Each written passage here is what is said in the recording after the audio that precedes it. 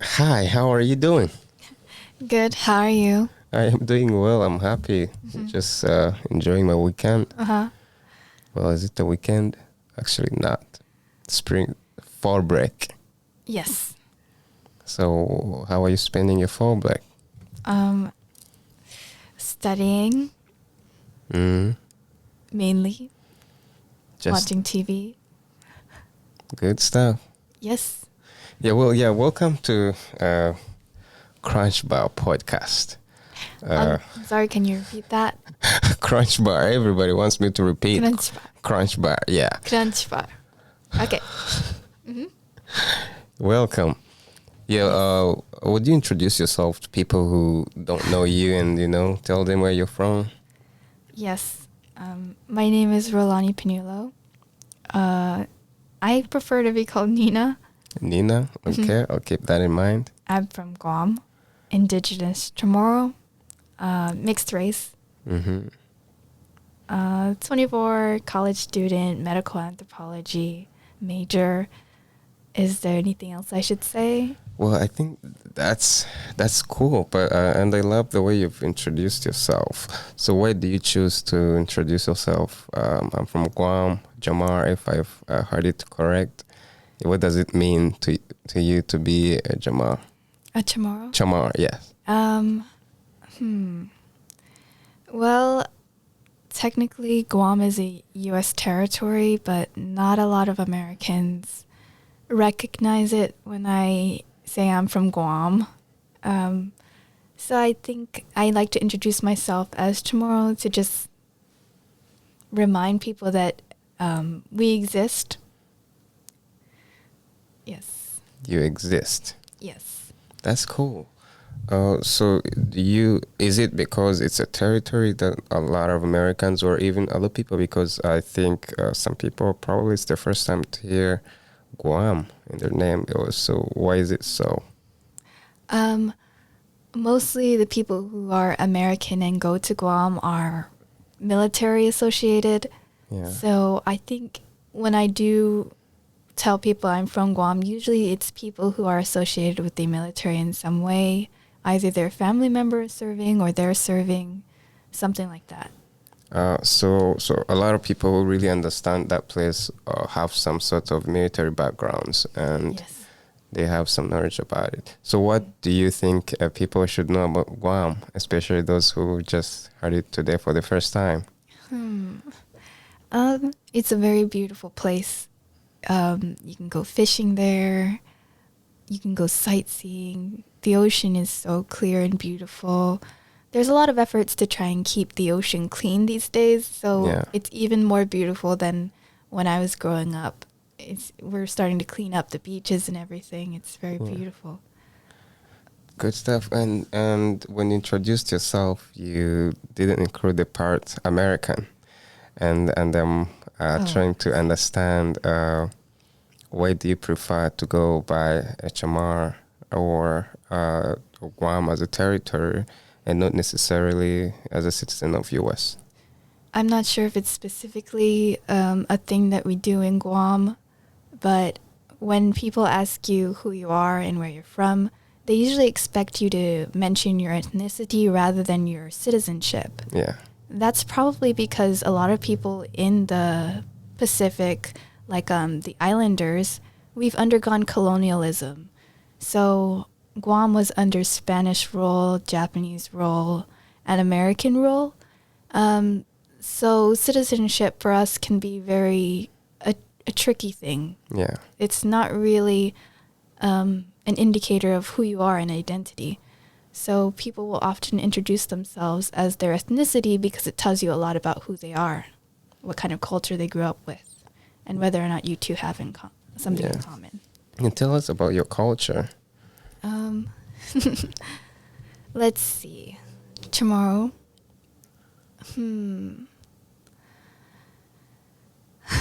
We love dancing, singing. What else? Goodness, there's so much to talk about. What do you want to know specifically? Yeah, I would love to, hear about the lifestyle of Chamorro people. how they socialize, how this community is built, and just have a clear image of how your community is built and how people live and interact with each other on a daily basis. People from Guam in general are very warm and welcoming. I can't really say much for everyone because we have such a great mix of people from different places there. But as far as Chamorros are concerned, we love to party, and everyone's invited. If you're even on the same street, you might end up just getting invited or crashing the party anyway, and no one would really care. That's good. We like to say a lot that everyone on Guam is related in some way. It's a very funny thing. I think that's a good way to live life. Mm-hmm. Yeah, that's good. So, how about the food? Oh, food. Oh, food. One of the things I think people are very interested in is probably calaguin. It's a traditional dish made with chicken or fish or beef, whatever really you have on hand. And sometimes it won't be cooked. So it's raw food. Is it a seafood or no? It could be anything like chicken, beef, fish, shrimp. It's made with vinegar or lemon, some type of acid, so that the outside of the food is technically, I wouldn't say cooked, but it kind of gets rid of the bacteria on the outside. So it requires skill to make, because if you don't make it right, then obviously people get sick. But it's one of my favorite things to eat, and it's something that I can never find anywhere else. Okay.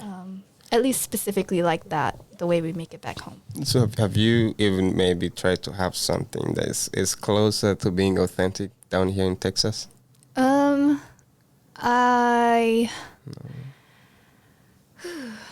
No. Yeah. Yeah, no. It's just, it's not made properly, it can actually make you sick.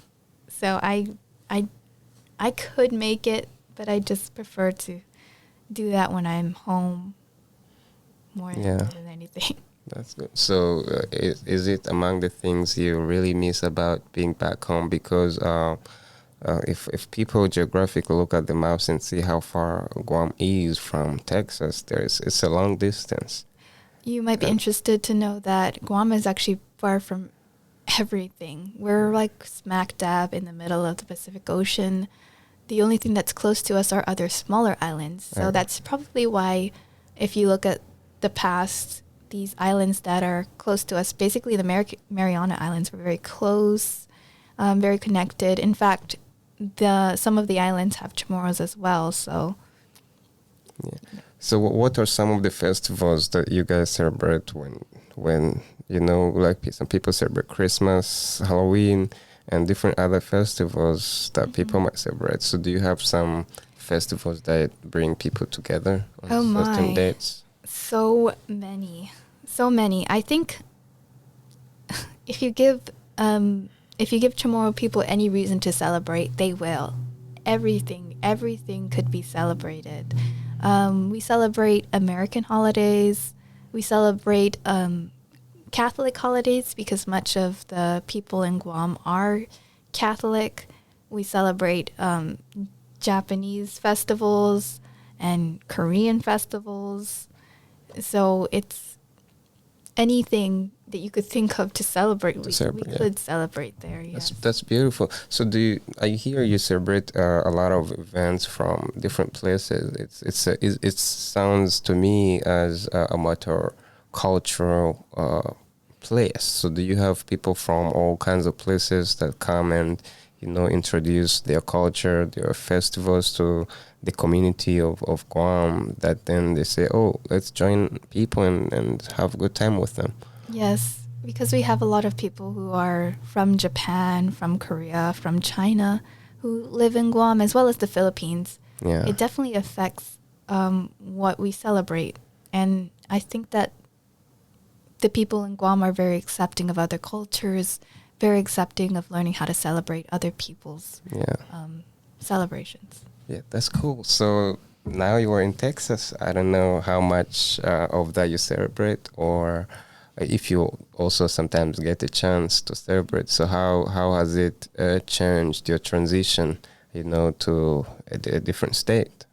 Oh, Texas is actually the first state I've ever lived in, so I can't really say. It's very difficult. The only experience I have is Texas, and I only have a collective of about 2 years that I've lived here. I lived here maybe 1 year in high school, and then I came back for college, and now it's been about a little over a year that I've been attending college here. Oh, so you're still new.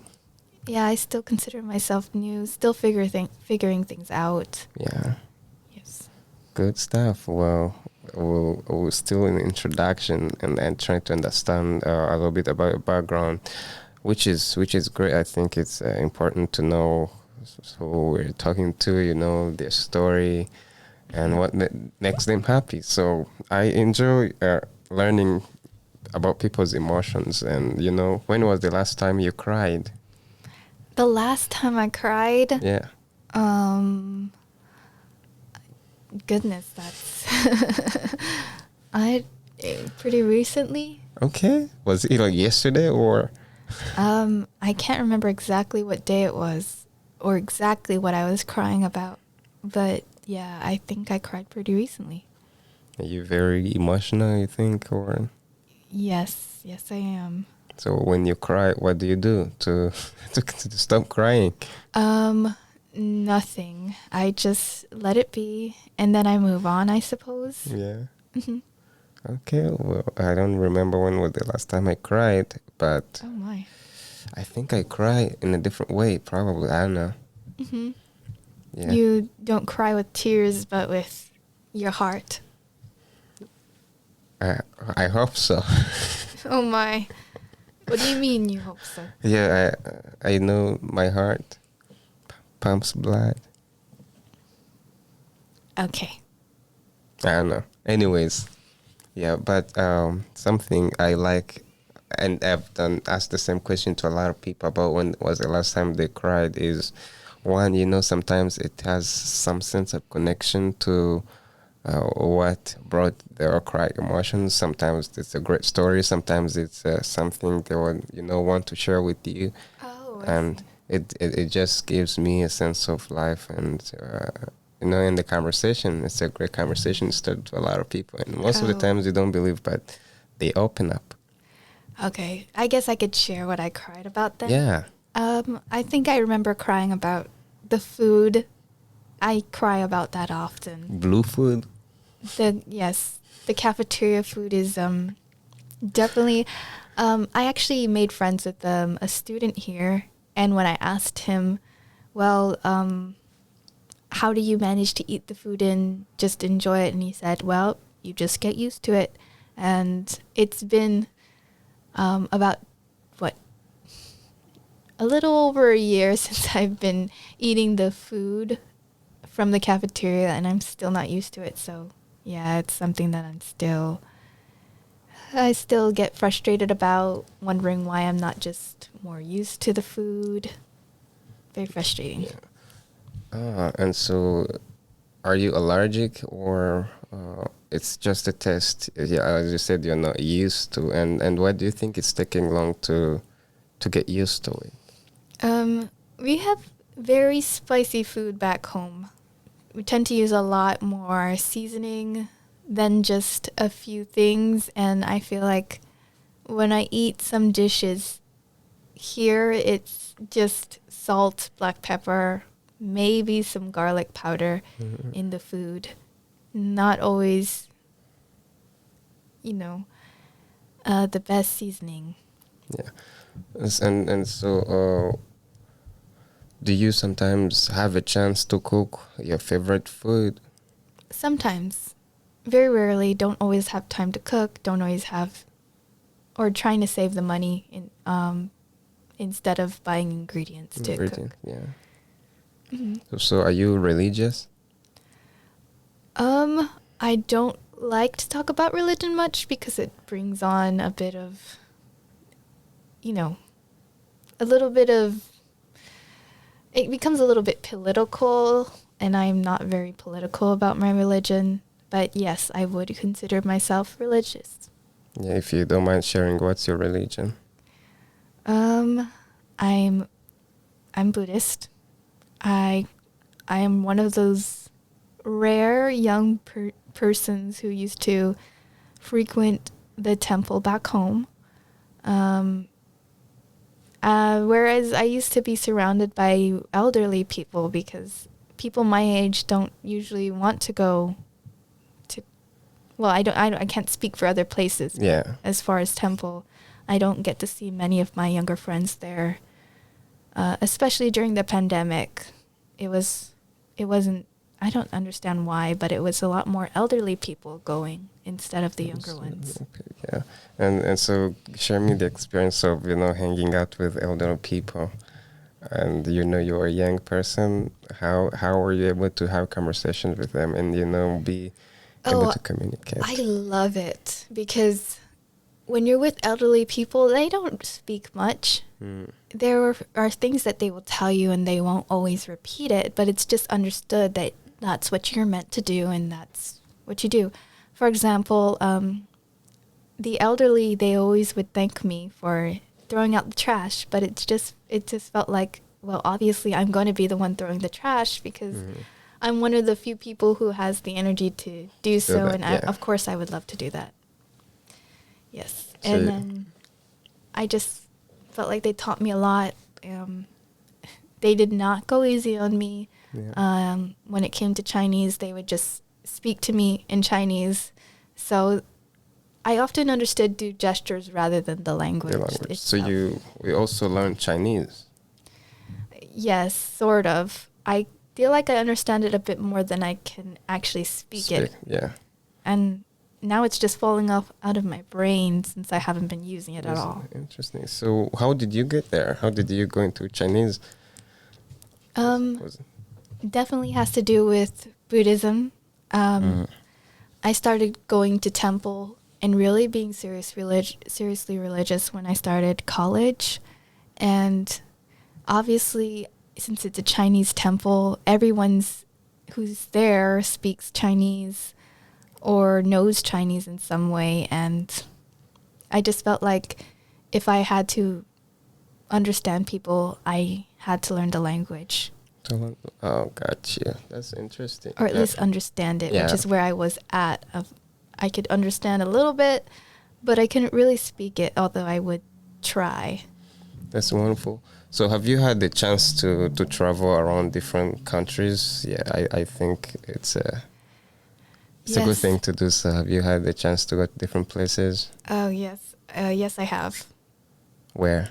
I've been to Japan, Germany, South Korea. I've been to Paris once. Okay, that's a lot of traveling. So if I've recognized that most ingredients or things you buy, the different groceries, they have Japanese written on them. Yes. So what's the connection between you and Japan? My family uses a lot of Japanese ingredients, so it's just that when I see these products and the brands, I recognize them, and that's what I use. I just use what I'm used to, really. Yeah. So growing up, you want to keep the culture. So back to you hanging out with elder people. Yes. What would you say is like one of the most really impactful or transformational advice you've been able to get from them that is shaping the way you're living your life today?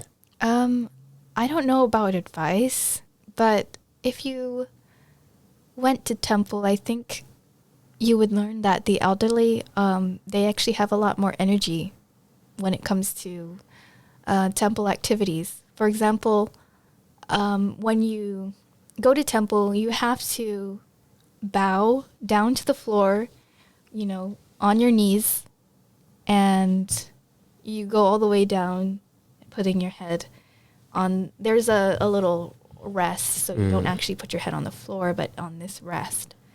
And sometimes when I would feel tired, because it's actually quite, it's like an exercise. Sometimes when I feel tired, I notice that a lot of the elderly, they have so much energy and they just keep going. And so I've learned that there's some sort of resilience. It's not really advice, but you can do it. You can do it. Yeah, even when it seems hard. That's a good lesson, Mm-hmm. Yeah, and it's a good way to be inspired by looking at people. A lot of people think they are weak in some sense, and you get inspiration of how they perceive and persevere and keep doing, and stay focused on their belief, practice what they think is great. Well, I think you have so much to share, and we can leave the rest for the next episode. But I want to say thank you for being able to share about yourself and teaching us a little bit more about your upbringing, your community, and Guam in general, your ethnicity, and what your ethnicity means to you. I think having a sense of identity is one of the greatest assets people can have, because it helps them be themselves, know where they're going, understand their history, and have a sense of how they value things and how they can share their cultures and experience with other people. So I think I have personally learned a lot, and I expect people listening to us to do the same. And so I want to say thank you again. And I'm super excited for the next episode, because it's going to be great as this one. Thank you. You are most welcome.